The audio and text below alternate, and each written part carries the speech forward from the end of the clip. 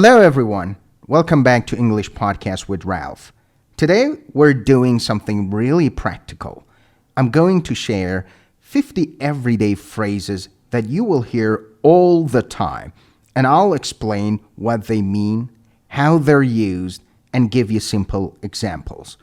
The goal is that after this episode, you'll sound a lot more natural when speaking English. So, let's get started. Let's begin with one of the most common greetings you'll hear. What's up? This is a super casual way of saying hello or asking how someone is. You don't need to give a long answer. People usually reply with not much or all good. So imagine you see a friend in the street. Instead of saying hello, how are you? You just say, hey, what's up? Naturally, if someone asks you what's up, the easiest answer is not much.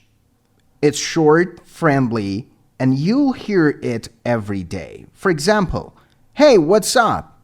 Not much, just hanging out. It's quick and casual, perfect for small talk. Another phrase you'll hear instead of how are you is how's it going? This is informal but very common. For instance, if you walk into the office in the morning, a colleague might say, hey, how's it going? And you can reply with, good, thanks, how about you? That brings me to the next one. I'm good, thanks. This is the most standard reply to how are you or how's it going. You can add how about you to keep the conversation flowing. Now let's jump to something you'll use at the end of conversation. Take care. It's a warm way to say goodbye, showing you care about the person. For example, when leaving a shop or finishing a phone call, all right, see you soon. Take care.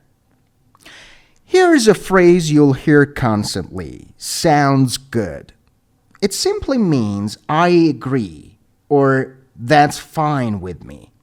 If someone says, let's meet at 7, you can reply, sounds good. It's short, natural, and used every day. Another super useful one is no worries. This is a way to tell someone it's okay. Don't stress about it. For example, sorry for being late. No worries, it happens. It makes you sound relaxed and friendly. When you bump into someone you haven't seen in ages, you can say, long time no see. It's informal and cheerful. For example, wow, long time no see.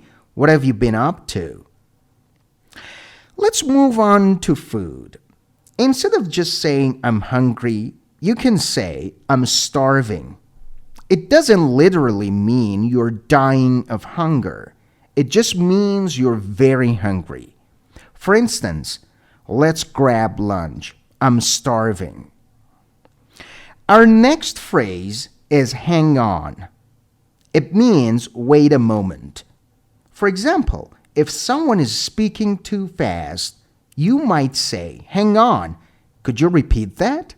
Or if you need a minute on the phone, hang on, I'll check. Here's one people say when they don't have money. I'm broke.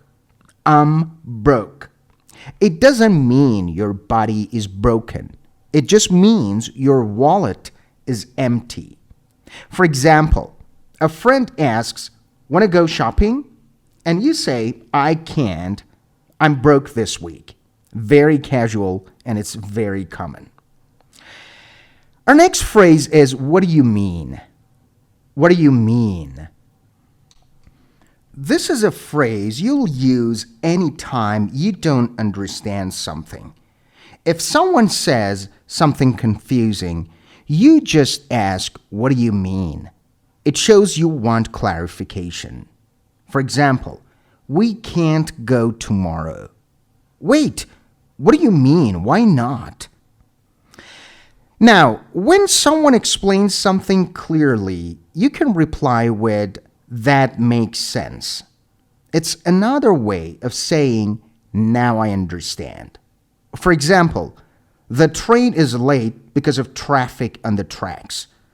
That makes sense. Our next phrase is I can't wait. I can't wait. This one is all about excitement. I can't wait means you're really looking forward to something. So you might say, the weekend is almost here. I can't wait. It adds energy and shows enthusiasm.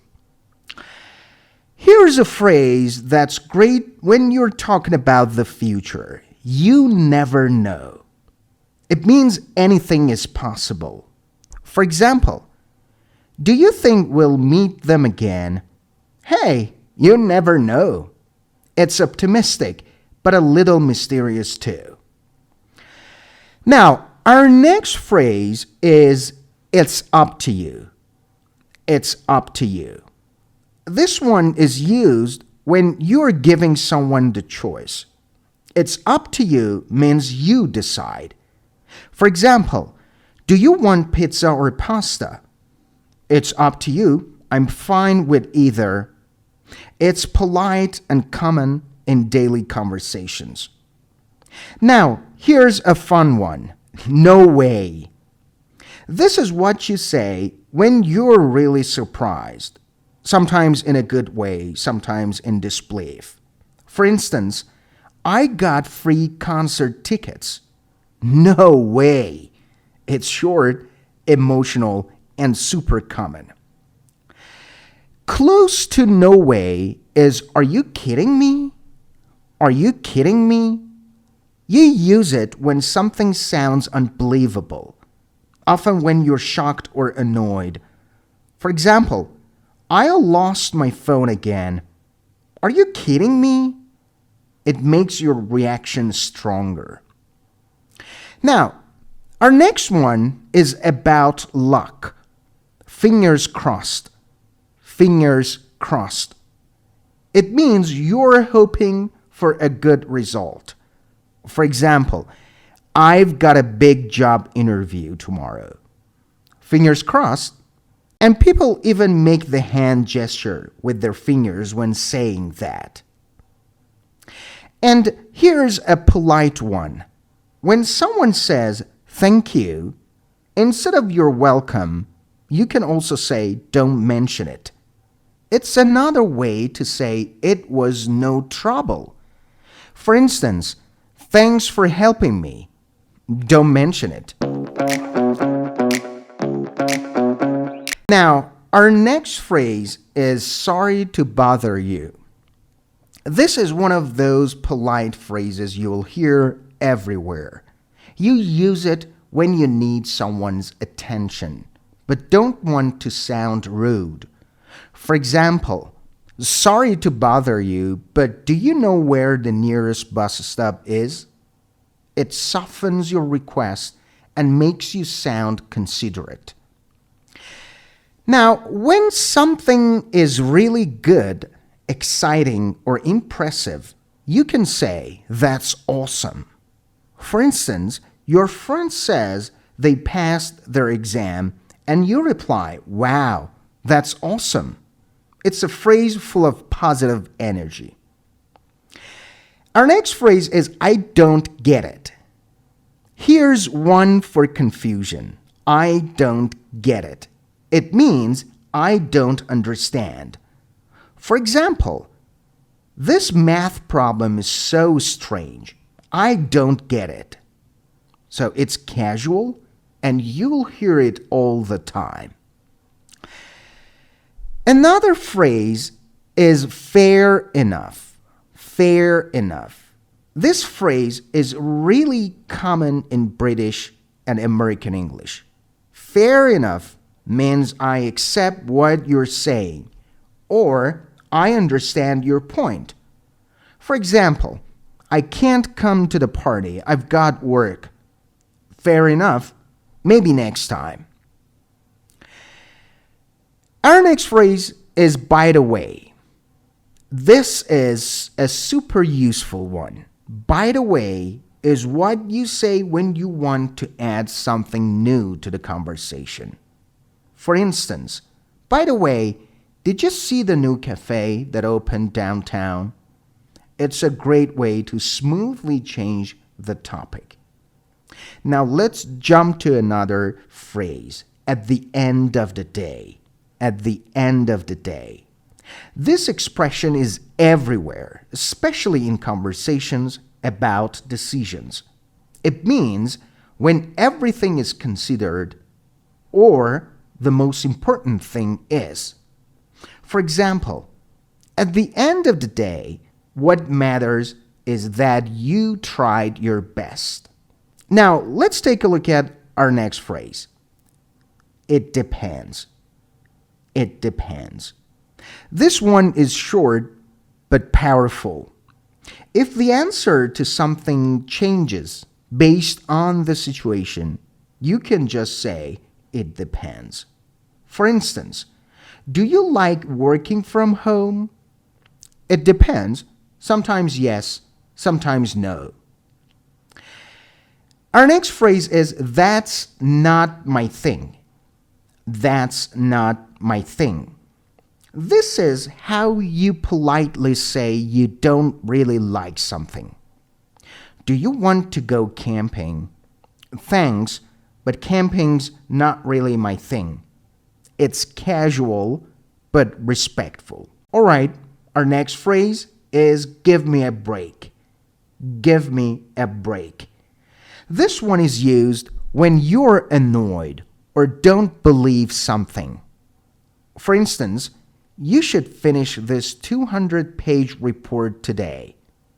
Oh, give me a break. It means, come on, that's too much. Our next phrase is, I mean it. I mean it. You use this when you want someone to know you're being serious. For example, don't touch my laptop. I mean it. It adds strength to your words. Now, let's take a look at our next phrase. I'm not sure. I'm not sure.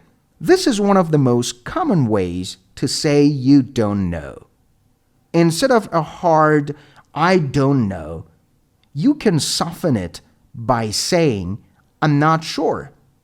For example, what time does the meeting start? I'm not sure, maybe at 3. It sounds polite and less final. Here's a phrase that's great for work or daily life. I'll keep you posted. I'll keep you posted. It means I'll update you when I know more. Imagine your friend asks about your job application. You can say, I don't have news yet, but I'll keep you posted. Our next phrase is, that's a good point. That's a good point. This one is perfect for discussions. That's a good point shows that you agree with someone's idea or you think it's smart. For example, we should leave early to avoid traffic. Yeah, that's a good point. Now, for our next phrase, we have, let's call it a day. Let's call it a day. This is a nice one you'll hear at work or even when studying. Let's call it a day means let's stop working for now. For example, we've been studying for 5 hours. Let's call it a day. Our next one is, I'll give it a try.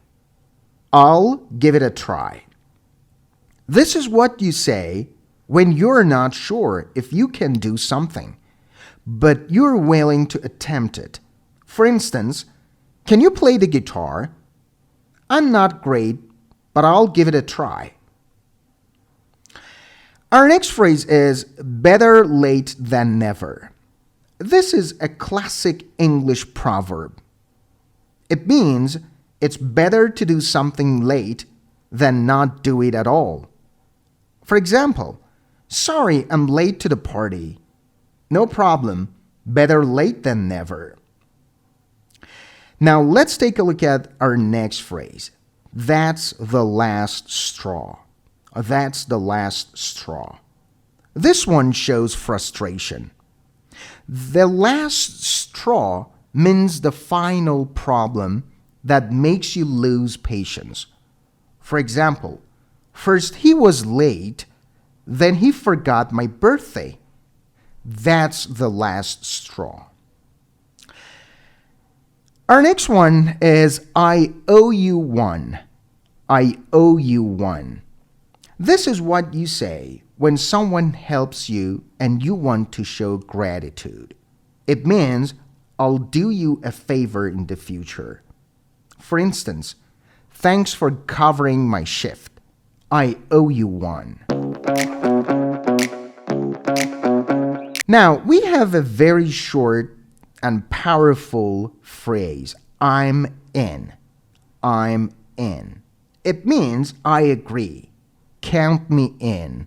I'll join. For example, we're planning a trip this weekend. I'm in. It means count me in. It means I'll join. Now, the opposite of the last one is I'm out. I'm out means I'm not joining, I'm leaving, or I'm not interested. For example, do you want to play poker tonight? Sorry guys, I'm out.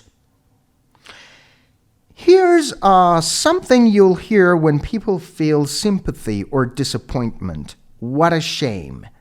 What a shame. It means that's unfortunate. For example, the concert got canceled. Oh, what a shame. Our next phrase is, I'll be there in no time. I'll be there in no time. This phrase is used to say you'll arrive very quickly. For instance, are you on your way? Yeah, I'll be there in no time. It's casual and reassuring. Now, here's a classic. Time flies. Time flies. It means time passes very quickly. Can you believe it's already September? Wow, time flies. Now, our next phrase is you got it. You got it. This one is short and friendly. You got it means I'll do it or no problem. You'll hear this a lot when watching American movies or TV series. For example, can you send me that file? You got it. It means no problem. I'll do it for you. Our next phrase is that's true. It is simple but powerful. That's true is a quick way to agree with someone. For instance, exercising really helps with stress. Yeah, that's true. Now, let's take a look at our next phrase. We'll see. We'll see. This phrase is often used when you don't want to give a direct yes or no. It means maybe, but not sure yet. For example, can we go to the park later? We'll see. Now, let's take a look at our next phrase. Good for you. Good for you. This one is encouraging. Good for you means I'm happy for you. Well done. For example, I finally quit smoking. Wow, good for you. Our next one is nice try. Nice try. This can be supportive, but sometimes a little sarcastic. You say nice try when someone attempted something, even if it didn't work. For example, I almost beat you at chess. Ha, nice try. Our next one is you made my day. This is a lovely phrase to show gratitude. It means what you did really made me happy. For example, here's your favorite coffee. Thanks, you made my day. And finally, Our last phrase is one of the most popular idiom. It's a piece of cake. It's a piece of cake. It means something is very easy. For example, was the exam hard? No, it was a piece of cake. And that's it. 50 everyday phrases that you will hear and use constantly in English. From greetings like "what's up" to encouragement like "good for you," and even fun idioms like "a piece of cake." These expressions are part of daily conversations everywhere. Here's my suggestion. Don't try to memorize all 50 at once. Pick 5 per day, practice them in real conversations, and before you know it, you'll be using them naturally. Thanks so much for joining me today on English Podcast with Ralph. If you enjoyed this episode, don't forget to subscribe, share it with your friends, and keep practicing your English every single day. Until next time, take care and keep learning.